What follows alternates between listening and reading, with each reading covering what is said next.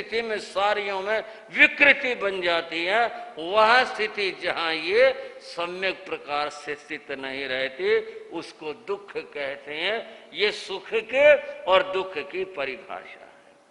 हम साता साता की बात कर रहे थे। साता शब्द का अर्थ सुख होता है, असाता शब्द का अर्थ दुख हुआ करता है। जो पूछते हैं साता महाराज, उसका अर्थ यही है, आपकी देह, आपका शरीर, आपकी इंद्रियां सब अनुकूलता में है ना, सब ठीक में है ना, यही पूछने का भाव होता है। चर्चा चली। एक और बात बताता हूं। जब कभी दो व्यक्ति मिलते हैं, चाहे मित्र हो चाहे रिश्तेदार हो, कोई हो, तो आपस में कुछ पूछा जाता है। और पूछते क्या? राजी खुशी पूछते हैं। क्या पूछते हैं भाई? और भाई सब राजी खुशी, सब ठीक हो? पूछते हैं ना। क्या पूछते हैं? राजी खुशी। राजी खुशी उर्दू शब्द है, हिंदी शब्द है ही नहीं। यह उर्दू शब्द है। और हिंदी शब्द क्या है? हिंदी शब्द जो है वह स्वास्थ्य है। और स्वास्थ्य ठीक है भाई, हिंदी शब्द स्वास्थ्य है। स्वास्थ्य के माने क्या होते हैं? स्वास्थ्य के माने होते हैं स्वयं स्थित, स्व स्थित है, अपने में स्थित। ये तो कुछ मुश्किल से बात होगी, कुछ और ही बात होगी। ये तो कुछ धर्म ज्ञान की बात चल पड़ी। तो राजी खुशी का सवाल था, वो राजी खुशी बता रहा हूं आपको कि यहाँ राजी खुशी के स्वरूप में स्वयं में स्थित होना, मन अपने में स्थित है, इंद्रियां अपने में स्थित है, सुख है। और ये अपने में स्थित नहीं है तो दुख ही दुख है। इसलिए यहाँ क्या? और स्वास्थ्य ठीक है, स्वास्थ्य में सब कुछ आ गया, सारी बात आ गई। अपने में स्थित हैं, स्वयं में स्थित हैं तो स्वस्थ हैं, ठीक हैं। और अपने में स्थित नहीं है तो फिर दुख ही दुख हैं। और कहूं मैं थोड़ा सा, आयुर्वेद के अंदर 3 चीजें मानी गई आयुर्वेद में। और वो क्या चीजें हैं? वात, पित्त और कफ, 3 चीज है। ये वात, वायु, पित्त, पित्त आप समझ रहे हैं, और कफ, ये 3 है।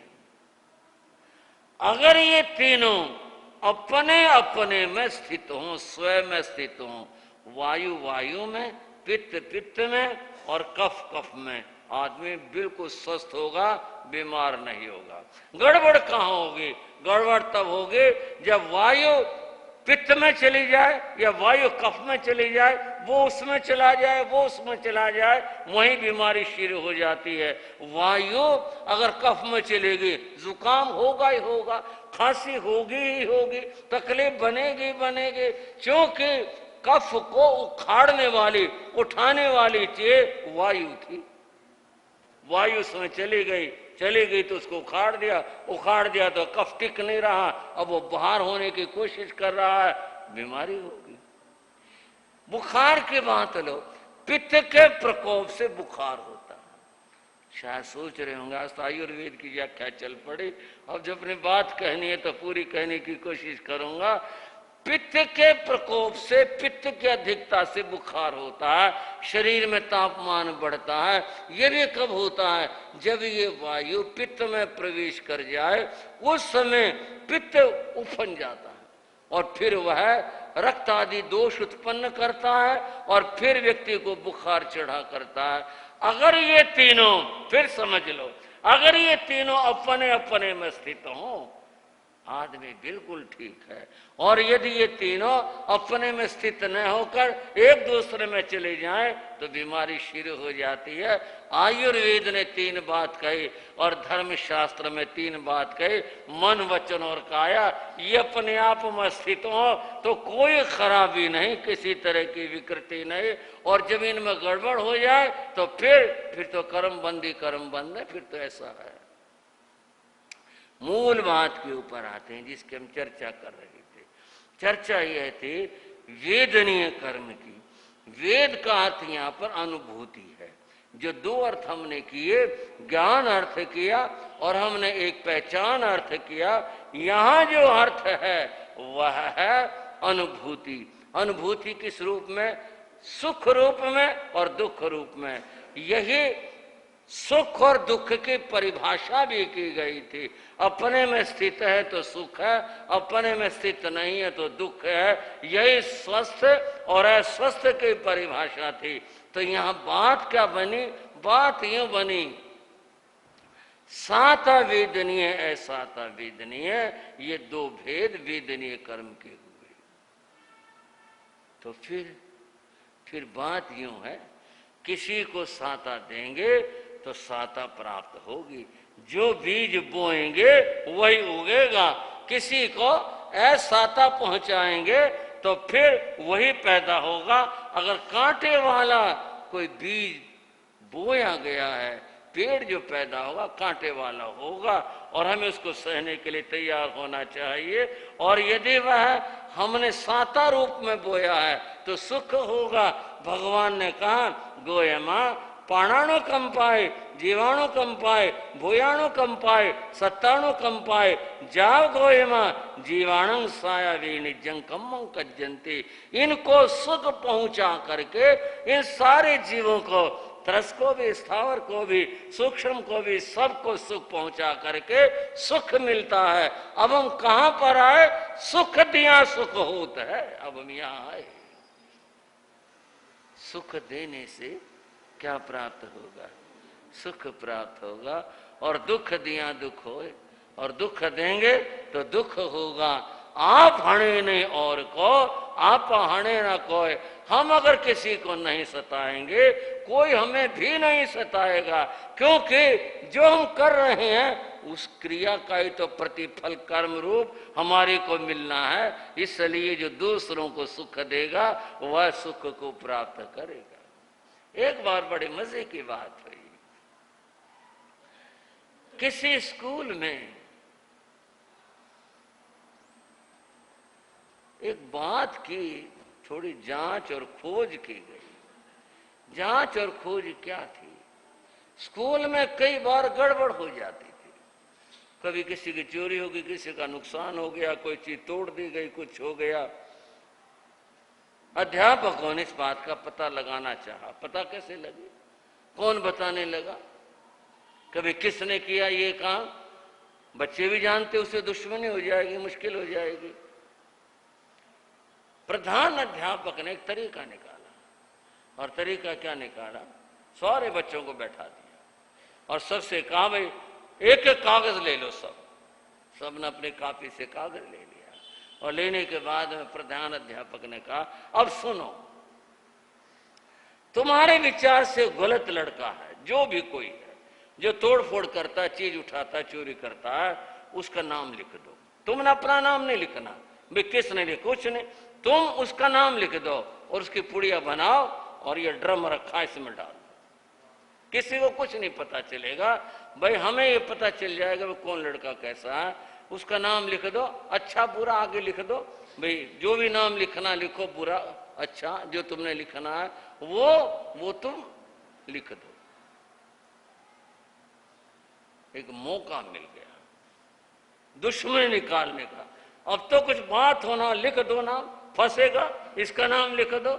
जिसने चाहा जिसका नाम लिख दिया, उसमें गलती थी तो नहीं थी तो लिया और नाम लिख दिया और साथ में अपना नाम लिख दिया। भाई जो भी था उसका नाम लिखा और लिखने के बाद में पुड़िया बनाए और बना करके ड्रम में डाल दी। ड्रम में आ गई सारी पर्चियां। उसके बाद पर्चियां खोली गई। नाम थे, ये नाम सारे ज्यादा बच्चों ने लिखा, इसको अलग रखो।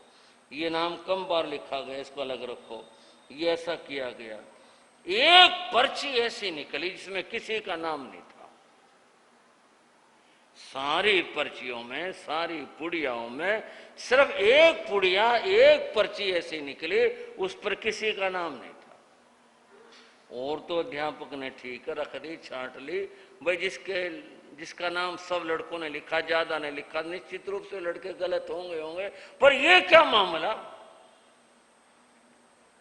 अध्यापक ने खड़े होकर कहा, जिस बच्चे ने ये पुड़िया डाली और किसी का भी नाम नहीं लिखा, वो बच्चा खड़ा हो जाए। हम उसे कुछ नहीं कहेंगे, सिर्फ जानना चाहते हैं।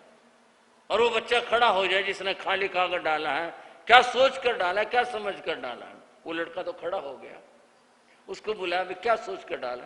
बोला जी मेरी समझ में कोई लड़का गलत नहीं है, मेरी समझ में मेरे विचार से कोई भी लड़का गलत नहीं है, तो इसलिए मैं किसका नाम लिखता, मेरी समझ में सारे ठीक है। मैंने पुड़िया रख दी, ऐसी कोरा कागज पुड़िया बना डाल दिया मैंने मेरी समझ में। चलो ठीक है, शाबाश, पता चल गया भाई तुम्हारे विचार से सारे लड़के ठीक है। अध्यापकों ने पुड़ियाएं छाटी, एक कमाल निकला। कमाल ये निकला जिसने किसी का नाम नहीं लिखा था उसका नाम भी किसी ने नहीं लिखा। जब उसकी निगाह में कोई गलत नहीं था तो उसके मन में तो सबके लिए अच्छाई थी ना, सद्भावना थी। अतएव किसी ने भी उसका नाम नहीं लिखा। जो दूसरे के लिए बुरा नहीं सोच रहा है उसके लिए कोई बुरा क्यों सोचेगा। हालांकि ये बात सबकी समझ में आनी मुश्किल है, फिर भी इस बात को समझने की कोशिश करो। अपने मनोभाव खराब होते दूसरों के लिए तो दूसरे के मनोभाव भी खराब हुआ करते हैं। इस बात से ये पता चलता है, यहाँ भगवान ने कहा जो दूसरों को सुख पहुंचाता है उसको साता वेदनीय का बंद हुआ करता है। साया भी निजं कम्मं खवे, और वह साता वेदनीय कर्म को प्राप्त करता है। और जो साता वेदनीय कर्म को प्राप्त करता है वो जीवन के अंदर सदैव सुखी रहेगा और आनंद में रहेगा, क्योंकि दूसरों को सुख दिया। सुख और दुख को समझने के लिए एक कहानी प्रस्तुत करना चाहूंगा। किसी नगर की बात है, नगर शहर की बात है, और बात भी कुछ पुरानी है और शायद विदेशी मालूम होती है, कहीं पढ़ी थी इसलिए सुनाने लग रहा हूं। किसी नगर में सिनेमा घर था। आज तो घर घर सिनेमा घर हो गए, सबके हैं, जेब में भी सिनेमा है और घर में भी सिनेमा है। पहले तो एक सिनेमा घर हुआ करता, उसके भी बहुत आलोचना होती थी और लोग चोरी छिपे भी जाया करते थे, भाई कोई क्या कहेगा सिनेमा देखने जा रहा, वहां जा रहा। फिर भी लोग जाते थे और जरूर जाते थे, पहुंचते थे। उस सिनेमा घर में ये कोई नई फिल्म आई। हाँ भाइयों, लोग पूछा करते, हाँ भाई कोई नई फिल्म आई है क्या, कुछ है दमदार, कुछ है बात, लोग कहा करते। आजकल भी लोग इस तरह की रुचि लेते हैं। एक नई फिल्म आई और उस फिल्म के नगर में चर्चा हो गई, भाई बहुत बढ़िया फिल्म आई है। बड़े लोग जाने लगे, लाइनें लगने लगी टिकट के लिए, इतने लोग वहां पर जाने लगे। लाइनें लगती वहां पर है, और आगे क्या कहूं, बहुत लोग जा रहे थे। उस सिनेमा वालों ने भी पहले तो जो शो थे सुबह का था 12 बजे से पहले का, फिर शाम का, रात का, जैसे भी था, भीड़ देखकर उन्होंने एक शो और बढ़ा दिया, दोपहर का कर दिया। लोग उसमें भी पहुंचे, दुख पाके पहुंच रहे हैं, भाई फिल्म देखनी है। दोपहर का समय था, बहुत तेज धूप थी, और सिनेमा घर की खिड़की के आगे लाइन लगी थी, लोग टिकट लेने लग रहे थे। उस लाइन में एक वृद्धा माता भी लगी हुई थी। कोई माताओं के विलना नहीं, कहानी में वो है, एक अंग है। वो भी हाथ में लाठी लिए हुए, शरीर उसका कमजोर था, वो भी लाइन में लगी हुई थी। और जो भी देख बोल, ये बुढ़िया भी सिनेमा देखेगी, ये आई सिनेमा देखने के लिए, चला जाता नहीं इससे। कोई कुछ टिप्पणी करे, कोई कुछ टिप्पणी करे आपस में। कईयों के क्यों भाई इसका मन नहीं है, ये भी आए देखने के लिए, जब हम आए देखने के लिए, ये भी आइए देखने के लिए, इसका भी मन है, ये भी सिनेमा देखेगी। लोग आपस में इस तरह की बात टीका टिप्पणी की कर रहे थे। और वो बुढ़िया लाइन में जैसे लाइन आगे बढ़ती वो भी आगे बढ़ जाती। आखिर जहां टिकट मिलते थे खिड़की के आगे वो पहुंच गई। वहां पहुंची, यहाँ एक गड़बड़ हो गई। धूप बहुत तेज थी और तेज धूप होने के कारण उस बुढ़िया माता को चक्कर आ गया और गिर, अरे बुढ़िया गिर गई, बुढ़िया गिर गई। सबने यूं तो करा, आगे बढ़ के उठाया किसी ने नहीं। दुनिया यही तो बात है, हर डूबने वाले पर, जब कोई आदमी डूब रहा होता है तो लोग कहते अरे डूब गया बेचारा, डूब गया, अरे डूब गया। हर डूबने वाले पर साहिल के तमाशाई अफसोस तो करते हैं, अरे डूब गया भाई, इमदाद नहीं करते। ये हिम्मत नहीं कि छलांग लगा करके उसको निकाल लें और बचा लें। बुढ़िया गिर गई, बुढ़िया गिर, ये तो सबने कहा, आगे बढ़ के उठाया किसी ने, पर एक आदमी बिजली की तरह से आया, और वो था जो टिकट दे रहा था बाबू, कमरे में था। उसने बराबर वाला दरवाजा खोला और बिजली की तरह से आया और सुना करके उसको उठाया और बोला माता जी होश करो, जरा होश करो, कोई बात नहीं, कुछ नहीं हुआ, कुछ नहीं हुआ। और सहारा दे के उठाया, आजा कमरे में आ जाओ, और सहारा दे करके कमरे में ले गया, कुर्सी पे बैठा दिया और फिर बोला लो पानी पियो। और लोग खिड़की में खटखट खटखट कर रहे, भाई टिकट दे, ये फिर करता रही हो तू। बोला ठहरे, शांति करो। उसको पानी दिया, उसको पानी पिला। जो साधन था, पंखा था तो नहीं था तो जो था उसने उसको साधन दिया, या ऐसे करने वाला दिया। बोले मैं अभी आता हूँ, टिकट दे दो, फिर आपसे बात करता हूँ। उसको बड़ी शांति मिली, पानी मिला, उसको पानी पी लिया। प्यासी थी वह, धूप में थी, और फिर ठंडक मिली, बैठ गई। उसने टिकट बांट दिए, लाइन पूरी हो गई, लोग चले गए। उस बाबू ने बुढ़िया माता से कहा माता जी अब ये बताओ, आप सिनेमा देखोगी या घर जाओगी? अगर घर जाना हो मैं रिक्शा बुला देता हूँ, घर चले जाओ, आपकी तबीयत खराब है। और अगर आपने सिनेमा देखना हो मैं टिकट दे देता हूँ। बोले सिनेमा देखूंगी।